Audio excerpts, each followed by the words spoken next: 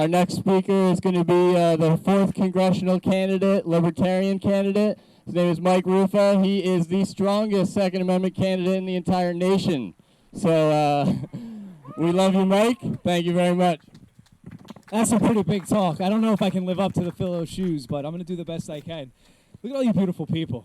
You guys are gorgeous. That's amazing. Look at that.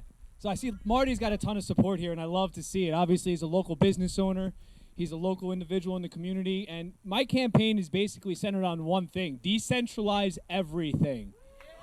Okay? Here's the problem with the federal government. So sometime in February, there was a group of people that were protesting and rioting in this place called Boston, and they were burning down some businesses, a couple of people who might have agreed with a certain center of centralized control, and people didn't like that, so then they sent in some troops to protect a specific business, and then one day those no good, bad people were throwing snowballs at this one troop, and all of his friends came around, and all the other troops came around to defend him, and then one of them got a little trigger happy, and he pulled the trigger. Next thing you know, the greatest revolution in the history of man took place. And one of the things that sparked that revolution was the right to bear arms and the right to defend yourself from tyrannical oppression, whether from others or here at home. And it's the here at home thing that everybody seems to forget about when it comes to don't tread on me. See, democracy is a beautiful thing. It gives the people the right to speak their voice. But ladies and gentlemen, 51% can be just as tyrannical as one sole individual.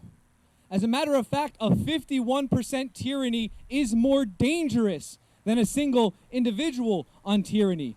Therefore, we need the Second Amendment more than any nation ever in the history of man has needed it. To overthrow the opinion of 51% of your peers, you need to be able to defend yourself. Lysander Spooner said that just because I vote does not mean I submit to the will of your government. The fact that I vote is my first line of self-defense. My first line of self-defense from those trying to vote to impose their views and their lifestyle upon me. My last line of defense is the gun in my hand. For those of you that don't know, Lysander Spooner was an abolitionist in the 1800s. He was a philosophical anarchist, not the Antifa anarchist that we have all had drilled into our brains over the last 6 months. But he did believe that the individual should be the most empowered individual in this nation. That the individual should be the one that steps up and speaks for themselves and has the right to get what they need. We should not have people from 3,000 miles away telling us how to live our lives.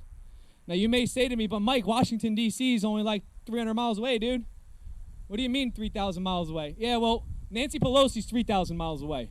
And every time she puts a law up and she convinces other people to vote on the laws that she wants to get passed, she's telling you how you can and cannot live your life.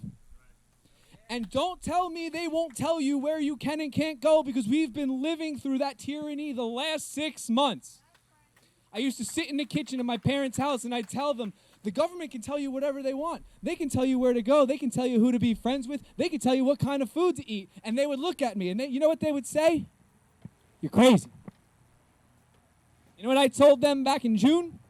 Who's the crazy one now? That is why your Second Amendment right is the most important right. The 9th District just shut down the ban on the magazine capacities over in California. So let's hope that our district courts are paying attention to that, and that sets the precedent to have the judicial system protect us the way they're supposed to. Guys, I'm not here to ask you to do anything other than let people know that if you want a true Second Amendment advocate on your side in Congress, Marty Weber, Jesse Ernstrom, myself, we're true Second Amendment advocates. You will never hear me say, take the guns first and ask questions later. I will never support a bump stock ban. I will never support a magazine limit. I will never prevent you from being able to arm yourself with the same type of arms that the government is allowed to use against you. Yeah, you should be able to own an M1 tank. I don't care. It doesn't make a difference. You should be able to defend yourself. I want a fighter jet in every driveway. Thank you very much for coming out. Like I said before, you guys are all beautiful people. This is a wonderful thing. I love seeing like-minded people get together. Realize that you're not alone.